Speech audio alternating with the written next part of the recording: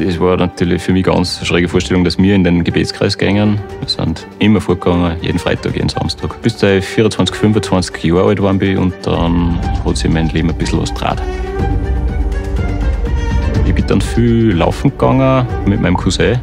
Der hat mich dann gefragt: Thomas, was glaubst du, gibt's Gott?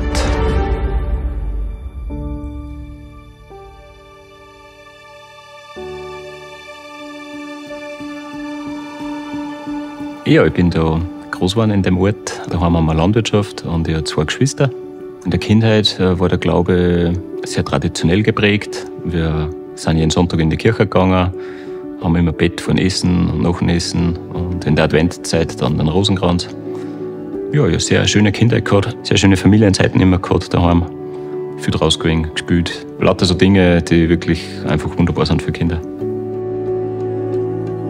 Später war ich dann Ministrant.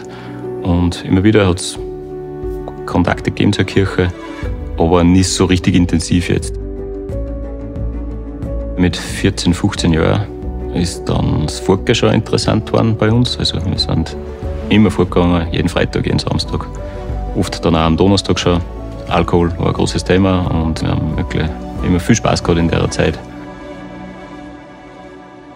Mit 24 Jahren war dann ein bisschen ein Wendepunkt in meinem Leben. Da habe ich mir immer öfter die Sinnfrage dann gestellt. Was ist eigentlich der Sinn des Lebens und wo kommen wir her, wo gehen wir hin? Gibt es nur mehr auf der Welt als das, was ich schon kennengelernt habe? Und ich bin dann viel laufen gegangen, viel auch mit meinem Cousin. Den haben die Fragen auch sehr beschäftigt und der hat mich dann wirklich nur intensiver gefragt: Thomas, was glaubst du, gibt's Gott? Das ist dann so weit gekommen, dass mein Cousin dann einen kennengelernt hat, der dann auch in dem Gebetskreis war, den es bei uns im Ort gibt. Und das war natürlich für mich ganz eine schräge Vorstellung, dass wir in den Gebetskreis gingen. Damals war mein Eindruck für junge Christen, dass die irgendwie Probleme haben oder dass das so eine Art Selbsthilfegruppe ist. Der Gernot wollte aber dann dort hingehen, also mein Cousin, und hat dann immer öfter mich gefragt, ob ich mitgehe mit ihm, weil allein will er nicht hingehen. Und eines Tages war es dann soweit, dass er mich überredet hat und er gesagt hat: Okay, jetzt gehe ich auch mal mit und wir schauen uns das einfach an, was das ist. Das war Anfang Jänner und es hat richtig viel geschneit an dem Tag. Ich bin dann weggefahren mit dem Auto und das war nicht weit, 4 Kilometer ungefähr war der Gebetskreis weg von meinem Zuhause und da bin ich dann 3-mal stecken geblieben mit dem Auto. Mein Papa hat mich jetzt mal wieder rausziehen müssen mit dem Traktor, dass ich dann tatsächlich dort hinkomme. Ich bin dann dort angekommen bei dem Gebetskreis und es war gleich ganz anders, als ich mir es vorgestellt hätte. Von der Selbsthilfegruppe ist nicht viel überblieben dann in der Realität. Die Leute, die dort waren, haben so eine richtig gute Ausstrahlung gehabt, wo ich mir gedacht habe: Wow, was ist mit denen anders? Warum strahlen die eigentlich so? Ja, dort ist dann Bett geworden und ein bisschen in der Bibel gelesen worden. Es ist auch vom Gespräch her viel tiefer gegangen und das hat mir eigentlich sehr gut gefallen dort. Und da war es dann für mich klar, nach dem ersten Mal, dass ich da wieder mal hingehen möchte.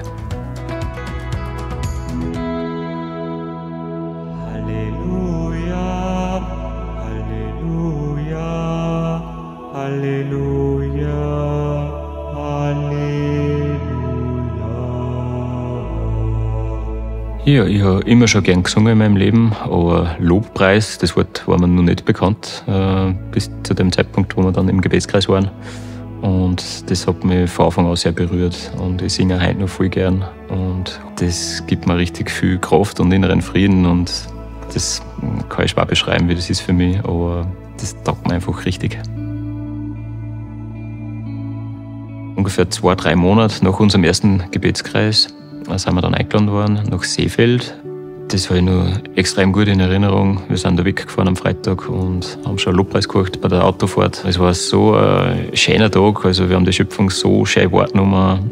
Die Wiesen und die Bäume und die Berge waren einfach nur 3-mal so schön, als was ohnehin schon sind.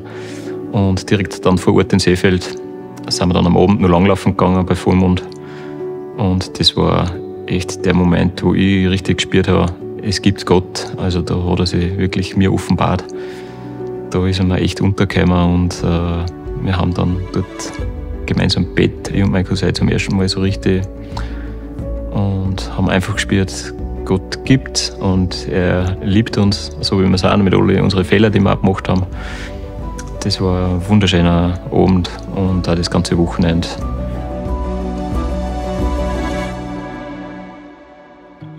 In dem Gebetskreis habe ich dann auch meine Frau kennengelernt und jetzt haben wir schon 3 Kinder. Mir taugt es komplett, dass ich Papa sein kann und wir nehmen uns richtig viel Zeit für Kinder. Und mir taugt es einfach im Glauben, dass man die Kinder was mitgeben kann von Gott, von Jesus, dass immer wer da ist für sie, auch wenn wir vielleicht einmal nicht da sind oder wenn sie auch einmal einen Plätzchen bauen.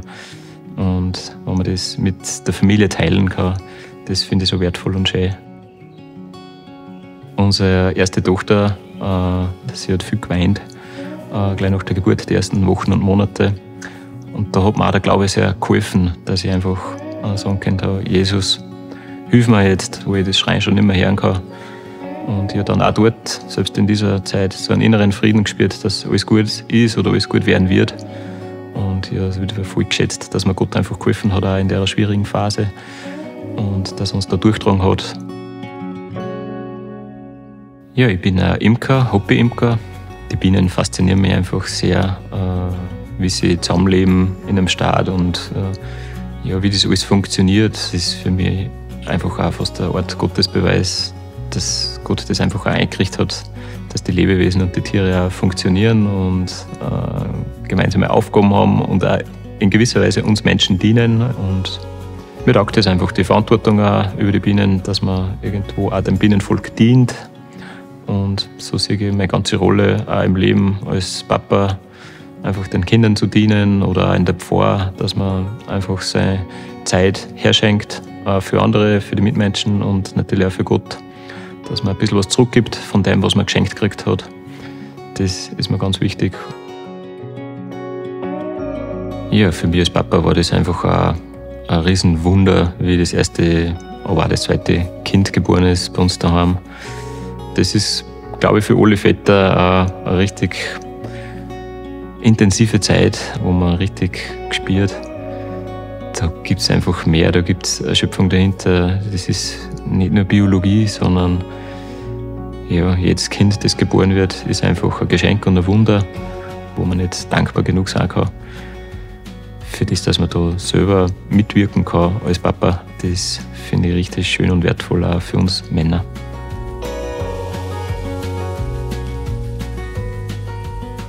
Durch den Glauben bin ich sicher ruhiger geworden, demütiger, zufriedener.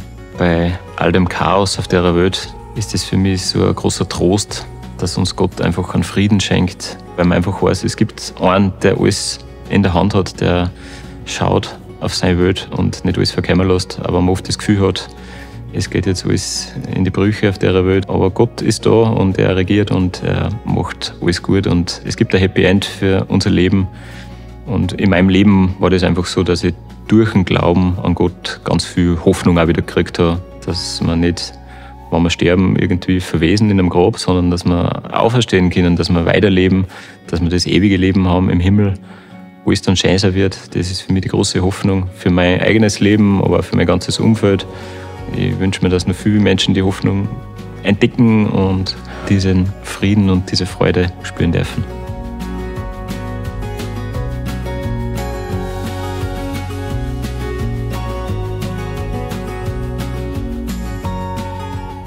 Ich bin der Thomas und Gott ist mir untergekommen.